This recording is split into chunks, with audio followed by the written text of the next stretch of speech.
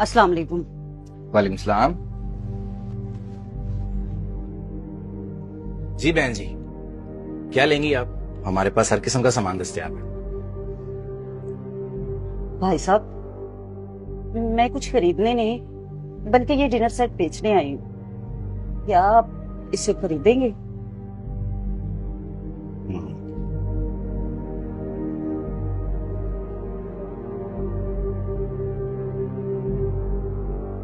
Set तो आपका news ही लग रहा है। कितने पैसे लेंगी आप?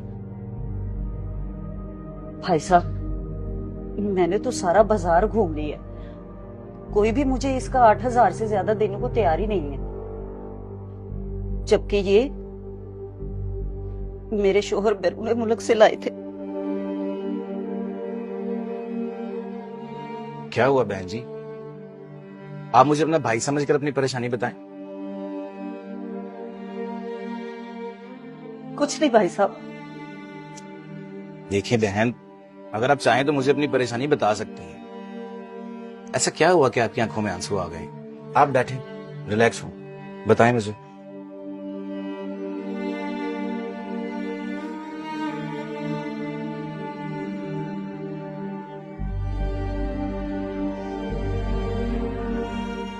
भाई साहब, मेरे शोहर का इंतकाल हुए 6 महीने हो गए। जिंदगी ने यूं बेबस कर दी है। बच्चों को रोटी खिलाने की खातिर घर का सामान बेचना पड़ रहा है।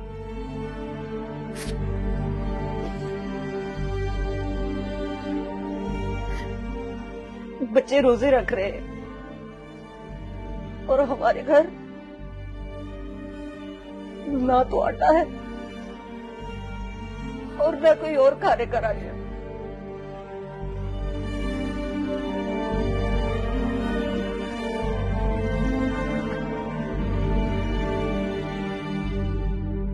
भाई साहब, अब कितने का खरीदेंगे ये?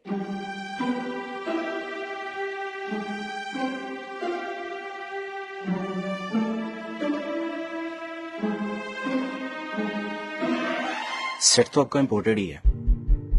ये पाकिस्तानी कम से कम 90,000 रुपए का तो है, लेकिन मैं आपको इसका सिर्फ 80,000 ही दे सकता हूँ। क्या? आप मजाक तो नहीं कर रहे ना? आप सच में ये 80,000 का खरीदेंगे? अरे बहन जी, मैंने आपसे मजाक क्यों करना है? मैं आपको इसका 80,000 ही दे रहा हूँ। ताहिर,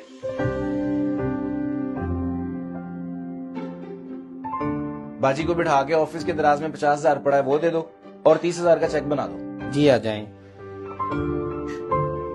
अल्लाह तुम्हारा भला करे। ए अल्लाह के नेक फरिश्ते, तुम पे लाखों करोड़ों नेमतों का नज़ूल हो।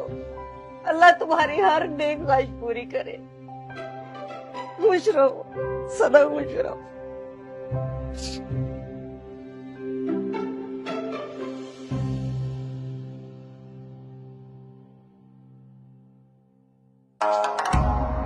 अहमद मियां, लगता है तुम्हें कारोबार करना नहीं है। ये लो क्वालिटी का डिनर सेट ये ज्यादा से ज्यादा 5,000 नहीं 10,000 का होगा, तुमने 80,000 में खरीद लिया। आबद मियां, मैंने उस औरत को इस डिनर सेट के पैसे नहीं दिए, बल्कि उसके बच्चों के लिए आटे और राशन के पैसे दिए हैं। मैंने इस रमजान तक के लिए उसके बच्चों के सहर और इफ्तार का बंदोबस्त कर दिया है, और इतनी कीमत इस वजह से दी है कि उस बेचारी को दोबारा घर का सामान बेचना ना पड़े। समझे? वो चेकबुक नहीं मिल रही अहमद भाई। अच्छा चलो, मैं आता हूं, देखता हूं खुद, और मैं लड़के को भी उसके पीछे भेजूंगा ताकि उसका घर का पता करे और इंशाल्लाह उसके घर खाने पीने की चीजें बेचता रहूंगा। आप बैठे, मैं आया।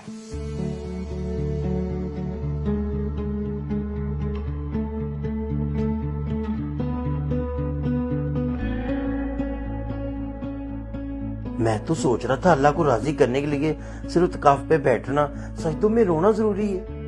मैं तो अल्लाह को कहीं और ही ढूंढ रहा था।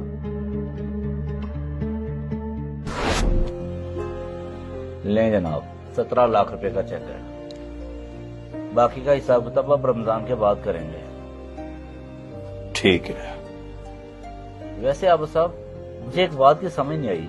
पहले तो आप रमजान के एंड पे आते थे पेमेंट लेने, इस दफा 12वें रोजे आ गए। कहीं उम्रे पे तो नहीं जा रहे आप? अल्लाह आपकी जबान मुबारक करे, हम भी हज उम्र पे जाएं। दरअसल बात यूं है, इस बार सोचा है रमजान में अल्लाह की इबादत में मसरूफ हो जाऊं। सारी उम्र काम किया है, अल्लाह ने हर नेमत से नवाजा है, तो क्यों ना इस दफा अल्लाह को राजी किया जाए। तो इसलिए मैंने फैसला किया है इस दफा सिर्फ तकाफ पे बैठूंगा, काम शाम तो होते ही रहेंगे। माशाल्लाह, अल्लाह पाक सबको हिदायत दे। लो राणा साहब, मुझे इजाजत दें। मैं तो कहता हूँ आज की इफ्तारी हमारे साथ ही करें आप। नहीं राणा साहब, मैंने अहमद बर्तन स्टोर वाले के पास भी जाना है।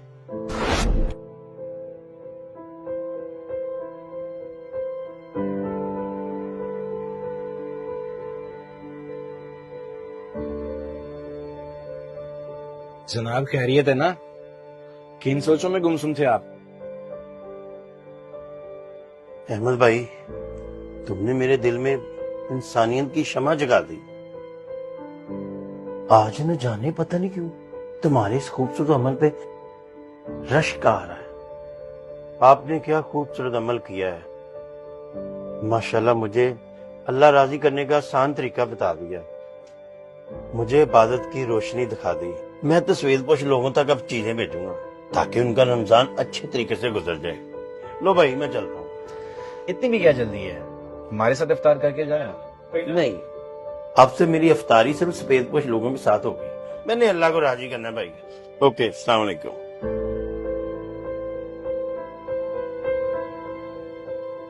अल्लाह फरमाता है, सिर्फ चिल्ला कशी से, सजदों में रोने से, एतकाफ बैठने से मेरी ज़ियारत का शर्फ हासिल नहीं होगा, बल्कि साथ साथ मेरी मखलूक की खिदमत करो, गिरे हुओं को उठाओ, सफेद पोश लोगों और गरीबों की मदद करो, तब वो खुद चलकर तुम्हारे पास आएगा।